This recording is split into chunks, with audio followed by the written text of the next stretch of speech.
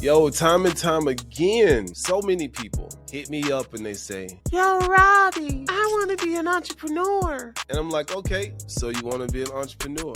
Yeah, I'm tired of working for other people and I want to work for myself. And I'm like, cool, you want to work for yourself. In this video, I'm going to tell you the ins and outs, the ups and downs of being an entrepreneur that you have to be prepared for if you're ever going to be an entrepreneur. Because a lot of people, just want to focus on the success, and the success is what you should be focused on.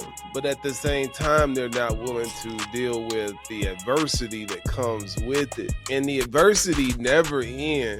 It just changes forms. So in this video, I'm just gonna be raw and uncut and just talk about what it actually takes from my perspective and from my experience of being an entrepreneur. First and foremost, and you gotta be absolutely comfortable with everything falling on you. Everything in entrepreneurship falls on you. There's nobody else to blame. There ain't no boss. If it goes good, you give everybody else the credit. If it goes bad, it falls on you. Now, a lot of people don't understand this. They start a business and they think it's a good idea. And then all of a sudden, they hear them crickets. The crickets get to chirping and the body becomes nervous. The crickets get to chirping and the body becomes nervous. And when the average entrepreneur's body becomes nervous, they start looking for a safety net. Ooh, what's that safety net? Gotta go get a job. Now, I'm not saying that you can't have a job and be an entrepreneur. There's a lot of people that do it that way. A lot of people. For myself, I'm an all-in person. I'm either all in or I'm all out. What type of entrepreneur are you? Are you gonna have one foot in, one foot out? I'm all in. I'm willing to risk it all. I'm diving in head first. So you gotta ask yourself, what type of entrepreneur are you?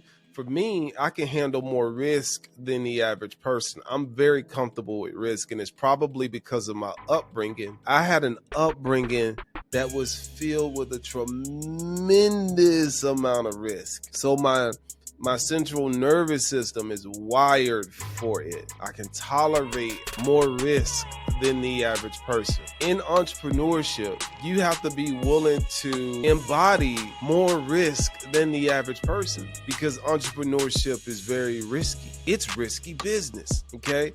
And a lot of people have a tolerance for comfort and not a tolerance for risk. So even though they have a good idea,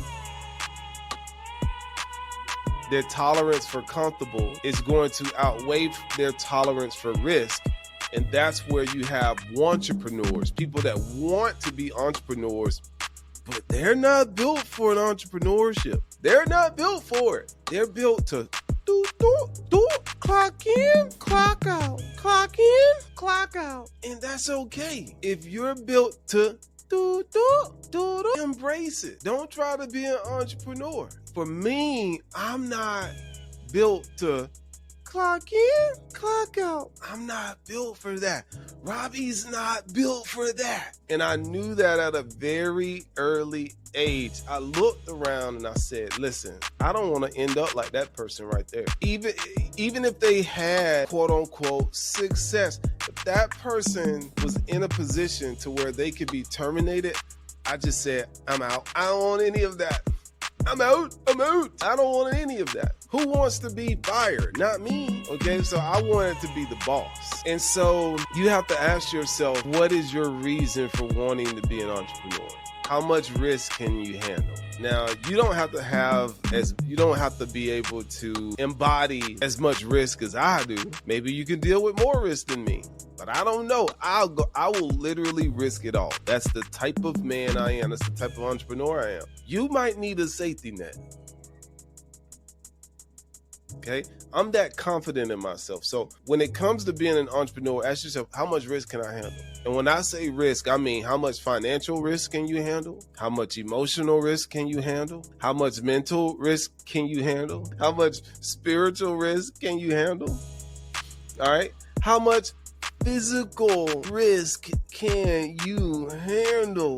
Because it's going to be crazy at times. I mean, absolutely bonkers. So you got to be built for it. Now, I think it's cute when a person has a job and they are starting a side business. I think that's cute and that's smart because you got this capital coming in from the job and you're doing this thing on the side. But a lot of times I've seen those type of people fail because of that safety net, because they have that safety net. It's kind of like they approach it with this nonchalant attitude. Now, I'm not saying everybody is like that has a job and is doing something else on the side. I'm not saying all you guys are like that. But what I'm saying is from my personal experience, just talking to people and coaching people over the years, the ones that had kind of like a safety net of other income coming in, they just went about business in a more nonchalant way. Like, and they because they had that leverage. They have that leverage of a job, and that could be a good thing if you can't handle a lot of risk. And then you got the other type of person that can't handle a lot of risk, but they just jump out there and just quit their job and they sink. You just gotta know yourself. Entrepreneurship is about self-awareness, and I love this video I saw a few days ago on TikTok where this young lady said that entrepreneurship is personal development, because it is personal development. You have to be dedicated to personally developing yourself, knowing who you are and living from that place of knowing while transforming yourself into who you are destined to become. Okay, so you got to know yourself. A lot of people get into entrepreneurship, they don't know themselves really. They're doing something because they see it's trending or they think it's a good idea, but they don't know themselves. And entrepreneurship will cause you to know yourself for sure. You will get to know yourself in entrepreneurship. If you don't know yourself right now, you will get to know yourself in entrepreneurship, because entrepreneurship will face you. It'll put you in direct contact with who you truly are and what you're truly made of, especially when you have a tremendous amount of risk involved. You're going to know what you're built of.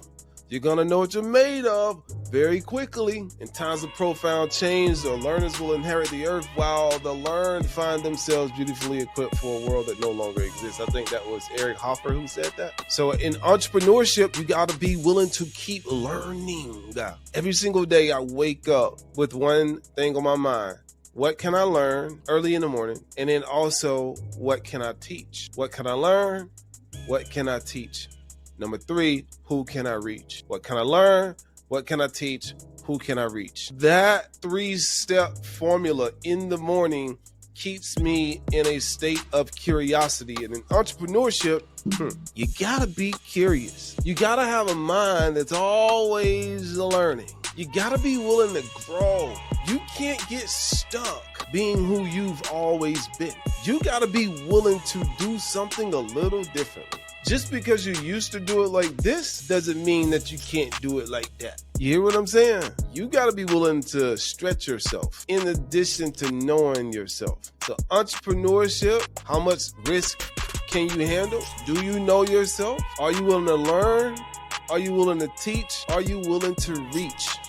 Okay, and you're going to have to dig deep inside of yourself in order to identify with the entrepreneurship that possibly resides inside of you. Possibly, okay? So that's my first lessons on what it takes to be an entrepreneur. If you want more content just like this, subscribe to this YouTube channel first and foremost. Second of all, go download my free online community on the App Store. It's called webassetgroup.com.